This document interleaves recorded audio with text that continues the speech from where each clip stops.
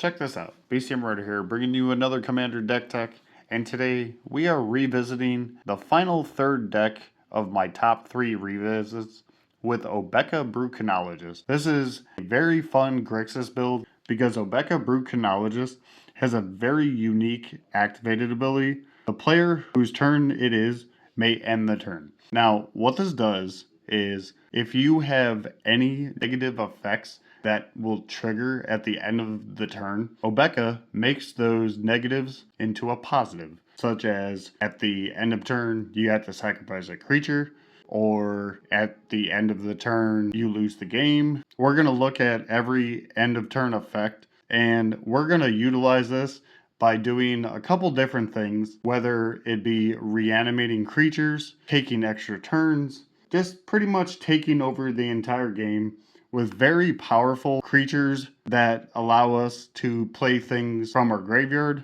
put them straight on the battlefield from our hand, such as what's considered sneak attack type effects. But let's get right into this.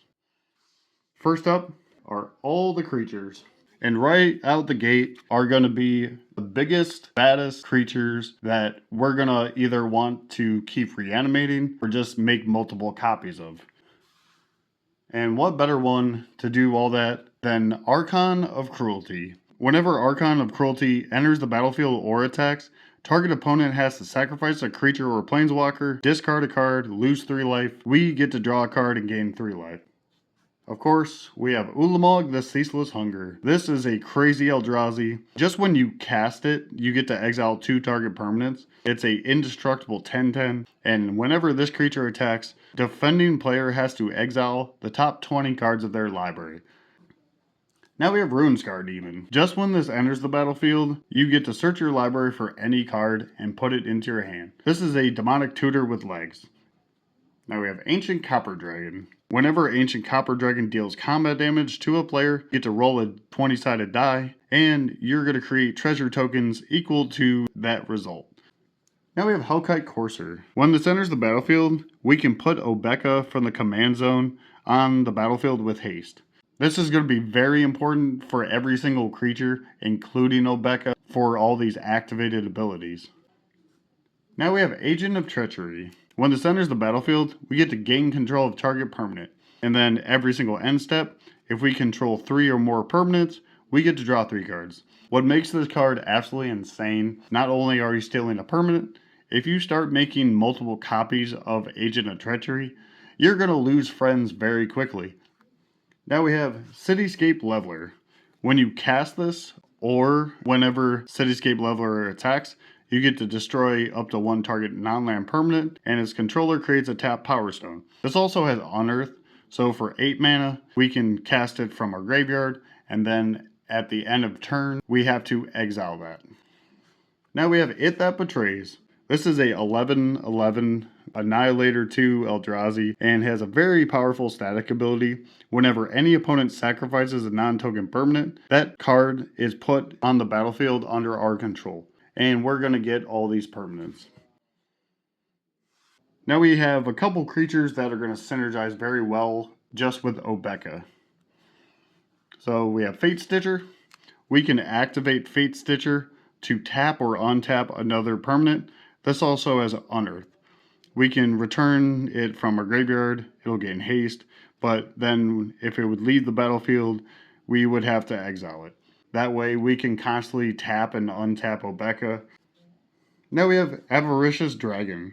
Every single draw step we get to draw an additional card, but more times than not, we're just going to activate Obeka at the end step when that trigger goes on the stack. That way we can end the turn, and every single draw step we're just drawing additional cards. Now we have some creatures that are going to help us put all the other creatures from our hand on the battlefield or from our graveyard. So we have Purphoros Bronze-Blooded. This is a 7/6 indestructible enchantment creature. It won't be a creature unless your devotion to red is less than 5. He has the static ability where other creatures we control will have haste, and that's going to be very important. And his activated ability, for 2 colors and 1 red, we can put any creature that's red from our hand on the battlefield. It'll gain haste, and we have to sacrifice it at the beginning of the next end step. What makes Obeka so ridiculous is the fact of we're going to put that negative effect, like I stated before, on the stack every single end step, and we get to keep all these things. Now we have Ilharg the Razeboar. Whenever Ilharg attacks, we can put any creature from our hand on the battlefield tapped and attacking. Unfortunately, if that creature has a attack trigger, it won't trigger if it was put on the battlefield. It's the simple fact of you're putting creatures from your hand on the battlefield, and chances are your opponents aren't going to be able to deal with all these very powerful creatures. Now we have Cedrus the Traitor King. This is going to give a static ability to every single creature that's in our graveyard by giving it Unearth. So for basically 3 mana, we can reanimate any creature from our graveyard and put it on the battlefield with haste. Now we have some creatures that are going to help us make multiple copies or tokens of these very large creatures. And what better one than Spark Double? When Spark Double enters the battlefield, it'll enter as an exact copy of a creature or planeswalker. If it was a creature, it'll enter with an additional +1 counter. If it's a planeswalker, it'll enter with an additional loyalty counter. And these copies are not legendary. Now we have a fun one. We have Rionia Fire Dancer.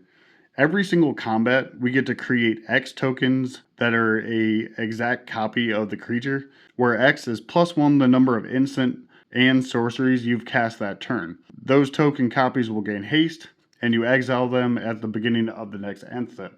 But, like I stated before, if we activate Obeka, we get to keep those token copies. Now we have Orthorion, Hero of Lavabrink. He has 2 separate activated abilities. The first one will create a single token copy of a creature that you have to sacrifice at the beginning of the next end step, or if you pay 9 mana, you get to create 5 token copies. Now we have Felden of the Third Path. When we activate him, we're going to create a token copy of any creature that's in our graveyard, except it'll be an artifact in addition to its other types. That's not going to matter too much. It's a simple fact of we can make token copies of creatures from our graveyard. Now we have Mishra, Eminent One. Every single combat, we get to create a token copy that's a token copy of any target non-creature artifact, and that non-creature artifact will become a 4/4 construct artifact creature. If we make a whole lot of treasure tokens from Ancient Copper Dragon, we're going to use Mishra to make all of those treasure tokens into 4/4 constructs. Now we have Jaxis the Troublemaker. We're going to pay 1 red mana. We get to discard a card. So right there, we're already putting creatures that we need in our graveyard. When we do that, we get to create a token copy of another target creature. That creature will gain haste. And whenever that creature is put into a graveyard, we get to draw a card. It also has Blitz. Now we have some creatures that are really going to mess with our opponents. And that's always fun. So first up, we have Zara, Renegade Recruiter. Whenever Zara attacks, we get to look at defending player's hand and put any creature from their hand on the battlefield tapped and attacking that player or planeswalker. We have to return that creature back to its owner's hand at the beginning of the next end step. This is a really fun interaction where you can get information from your opponents and steal all their creatures, because when you activate Obeka, we're going to end that turn, and they're never going to get their creatures back. Now we have Identity Thief.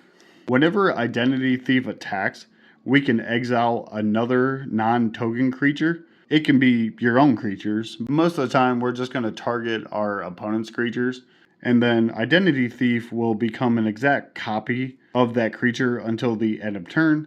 And then we have to return the exiled creature back to its owner's control. But, like I said, we're going to activate Obeka. They're never going to get that creature back. Now we have Grief. This does have an alternate casting cost with its Evoke mechanic, where you exile a black card from your hand. And you get to look at target opponent's hand, choose an outland card from it, and that player discards it. This is going to be a very fun creature to make multiple copies of, because you're just going to use him to completely rip apart your opponent's hand. Now we have Amphin Mutineer. When this enters the battlefield, you get to exile up to one target non-salamander creature, and that creature's controller creates a 4/3 salamander warrior. This also has Encore, so you can cast this for its Encore cost of 4 colorless and 2 blue. If you did, you exile this card from your graveyard, and for every single opponent you have, you create a token copy attacking that player. And because of Obeka, we're going to activate it at the end step, and we're going to keep every single copy. Now we have Puppeteer Click. When this enters the battlefield, we can put any creature card from that player's graveyard on the battlefield under our control. It'll gain haste, and we have to exile it at the beginning of the next end step. Like I said, we're going to keep that creature because of Obeka's activated ability. This also has Persist, so if Puppeteer Click would be put into a graveyard, it automatically gets returned back to the battlefield with a -1/-1 counter on it. Now we have Archaeomancer. In case we want to get back any instant and sorcery from our graveyard, that way we can just keep recasting them over and over. If we want to make multiple copies of it, why not get back all your instants and sorceries? Okay, let's get into all the instants. First up, we have Final Fortune. We're going to take another turn after this one, and we lose the game at the end of that turn. Not only are we going to be trying to take as many turns as possible, it does seem like a very big downside that you lose the game, but when you activate Obeka, that's not going to be a problem. Now we have Nexus of Fate. You get to take another turn after this one, and if Nexus of Fate would be put into a graveyard from anywhere, we get to shuffle it back in. Now we have a fun one. We have Cauldron Dance. We can only cast Cauldron Dance during combat, but we get to return any creature card from our graveyard. It'll gain haste, and we bounce that creature back to our hand at the next end step. And we can put any creature card from our hand on the battlefield with haste, and that creature has to go to the graveyard. For 6 mana, we get to return a creature from our graveyard and put a creature on the battlefield from our hand. So we're getting 2 creatures for 1 spell. And we're going to keep both those creatures on the battlefield because of Obeka. Now we have some cards that are going to help us get to all these spells. So we have Brainstorm. We get to draw 3 cards and then put 2 from our hand back on top. We have Frantic Search. We get to draw 2 cards, discard 2 cards, and then untap 3 lands. This basically does everything we need it to do.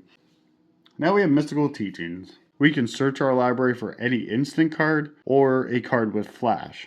This also has flashback, so we can cast it from our graveyard as well.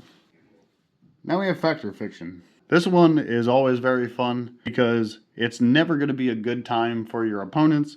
Chances are you're going to either get the cards you want in your hand, or your opponents are going to put the big threats already in your graveyard. That way you can reanimate them. Now we have some interaction with our opponents. Of course, we have good old Counterspell in case we need it.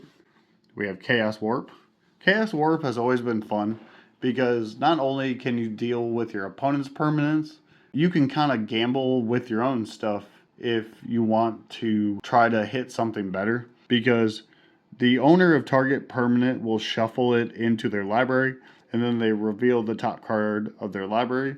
And if that card happens to be a permanent, you get to put it on the battlefield. Now we have Glorious End. We get to end the turn, but we lose the game at the beginning of the next end step. Now, you're probably asking yourself, why do I just want to end the turn? Because Obeka Brute Chronologist is all about ending the turn and getting as much value as possible. What's even more fun, you get to end the turn of your opponents. If you do this during their upkeep, they're not going to get anything for that turn. Okay, let's get into the sorceries. Of course, we have Last Chance. This is very similar to Final Fortune. We're going to take another turn after this one, and at the next end step, we lose the game. Now we have the same card. We have Warrior's Oath. We're going to take another turn. At the beginning of that turn's next end step, you lose the game. Now, we have Alchemist Gambit. We can cast this for its cleave cost, which is 7 mana, or we can just cast it for 3 mana and use Obeka. We're just going to take another turn after this one. Unfortunately, you do have to exile Alchemist Gambit. Now we have a couple spells are going to help us draw as many cards as possible and put things into our graveyard at the same time. So we have Faithless Looting. We're going to draw 2 cards, then discard 2 cards. This also has flashback, so we can cast it at a later time from our graveyard. Now we have Cathartic Reunion. As an additional cost, we have to discard 2 cards, but we draw 3 cards. Now we have Ideas Unbound. We get to draw 3 cards for 2 mana, then we discard 3 cards at the next end step. But if we activate Obeka, for 2 mana, we can draw 3 cards. Of course, we have Windfall. Each player is going to discard their hand and then draw cards equal to the greatest number of cards that were discarded. Now we have Grim Tutor. That way we can go get whatever card we want.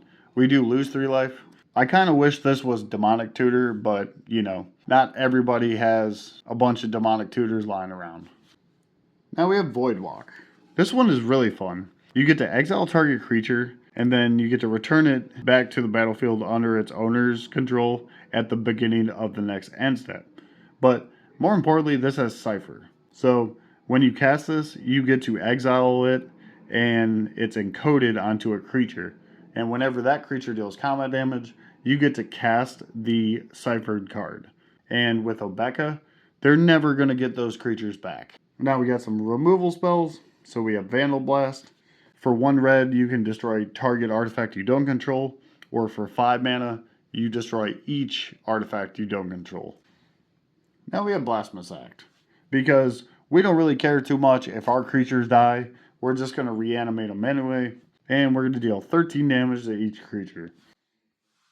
We do have 1 Planeswalker that's really going to help us out. So we have Narset Putter of Veils. Narset Putter of Veils, static ability, will force your opponents to not draw additional cards on their turn. Each opponent can't draw more than 1 card each turn. So if you Windfall, they're only going to draw 1 card, and you're going to draw a lot more. But more importantly, she's going to enter with 5 loyalty counters on her, and when you -2 her, you get to look at the top 4 cards of your library, reveal any non-creature, non-land card. So she's going to do a really good job at looking for all these extra turn spells. Okay, let's get into the artifacts. Of course, we have our Soul Ring, we have our Arcane Signet, our Talisman of Creativity, Talisman of Indulgence, Talisman of Dominance as our mana rocks. Now we have a couple fun ones. We have Sundial of the Infinite. This was the artifact that Obeka was based off of. For 1 colorless, we're going to end the turn. Now we have 1,000-Year Elixir. This will allow us to play activated abilities of any creature as though they had haste. This doesn't directly give the creature haste. We can pay 1 colorless to untap target creature. More importantly, we're going to give Obeka haste so we can activate her, and we can pay a colorless to untap her if we need to do it again. And we need to protect Obeka, so we have Lightning Greaves. This is the lowest cost one that we can do. It'll cost 2 colorless, and you equip for 0, and the equipped creature has haste and shroud. I can't stress enough the importance of protecting Obeka and allowing her to activate the turn she is cast. Now we have some artifacts that are going to synergize with everything we're doing by returning creatures or just making copies of them. So we have Urabrass Forge. Every single combat, we get to put an oil counter on Urabrass Forge. Then we create a X1 red Phyrexian Horror token with Trample and Haste, where its power is equal to the number of oil counters. So every single turn, this is going to scale. We're going to get bigger and bigger creatures. If we activate Obeka, we get to keep every single one of these tokens around. Now we have the Fire Crystal. All our red spells will cost 1 colorless less to cast, but more importantly, the static ability, all creatures we control have haste.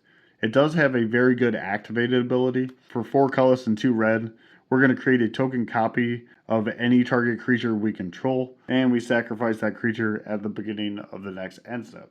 If for some reason the creature would go to the graveyard, we have Mimic Vat. This has Imprint, So whenever any other non-token creature is put into a graveyard, we can exile that creature with Mimic Vat, and we can pay 3 colors and create a token copy of that exile card. Then we exile it at the beginning of the next end step. It'll gain haste. Now we have Minion Reflector. Anytime another non-token creature enters the battlefield under our control, we can pay 2 colorless mana and create a token copy of it. It'll gain haste, and we sacrifice it at the beginning of the next end step. I'm starting to see a theme here. Hopefully you guys are too. But since we are kind of a graveyard type deck where we're going to be reanimating very powerful creatures, we need to protect our graveyard somehow.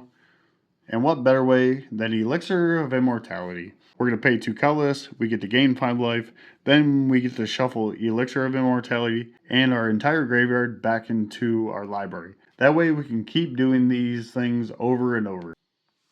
Okay, let's get into the enchantments. What better enchantment than Sneak Attack? For 1 red mana, we can put any creature from our hand on the battlefield, it'll gain haste, and we have to sacrifice it at the beginning of the next end step. Now we have Flame Shadow Conjuring. Anytime another non-token creature enters the battlefield under our control, we can pay 1 mana, and if we did, we get to create a token copy of that creature. It'll gain haste, and we have to exile it at the beginning of the next end step. Now we got a fun one. We have Psychic Vortex. Usually this would be a very bad negative. With cumulative upkeep, it's the opposite. It's a very good cumulative upkeep. Every single turn, we get to draw a card, but it has a very nasty end step trigger. At the beginning of each end step, we have to sacrifice a land and discard our hand. I'm not saying we want to do this every single turn. The turns you don't want to sacrifice a land or discard, just activate Obeka. Okay, let's get into the land base. This is a very streamlined land base. So we have our command tower, our Plaza of Heroes. This is going to be very good because we can add 1 mana of any color to cast any legendary spells. Luckily, we're playing a decent amount of legendaries, and we can pay 3. We can exile Plaza of Heroes to protect that legend by giving it hexproof and indestructible. Now we have Lotus Field. Lotus Field does have a very big negative of when it enters the battlefield, we have to sacrifice 2 lands, but it'll add 3 mana of 1 color. And it has hexproof, so your opponents can't target it. When this enters the battlefield, if we have Obeka, we can just end the turn when this trigger goes on the stack. Then we don't have to sacrifice anything. Now we got some fetch lands. So we have Polluted Delta, Bloodstained Mire, and Scalding Tarn. Now we need all the lands to go get. So we have Xander's Lounge, we have Steam Vents, Watery Grave, and Blood Crypt. We also have the 3 Surveil lands. So we have Undercity Sewers, Rouse's Theater, and Thundering Falls. Now we have our Battle Bond lands. So we have Trading Center, Luxury Suite, and Morphic Pool. Now we have our Verges. So we have Blazemire Verge, Gloom Lake Verge, and River Pyre Verge. Now we have the check lands. So we have Drowned Catacomb, Sulphur Falls, and Dragon Skull Summit. Now we have the speed lands. So we have Dark Slick Shores, Spire Bluff Canal, and Black Cleave Cliffs. Now we got some fun ones. We have the bounce lands. So we have Demir Aqueduct, Rakdos Carnarium, and Is It Boilerworks. What makes these lands really fun is they'll enter the battlefield tapped. Similar to Lotus Field, if we activate Obeka, we don't have to return a land back to our hand. So we won't be behind on mana. Now we have the ping lands. So we have Underground River, Shivan Reef, and Sulphurous Springs. We have 1 island, 2 swamps, and 2 mountains. And that was the Commander deck tech for the revisit of Obeka Brucanologist. I really hope you guys enjoyed this video. Obeka has always been a very powerful, fun deck to play. For being a very unique commander of what Obeka really does, the possibilities are basically endless with what you can do by turning all these negative end step triggers into very powerful positives. But let me know in the comments below if you guys have any more suggestions or whatever possible inclusions you guys might have. I'll leave the link to the deck list on Moxfield in the comments below like always. And until next time, be sure to like, comment, subscribe, share these videos, and I'll see you in the next one.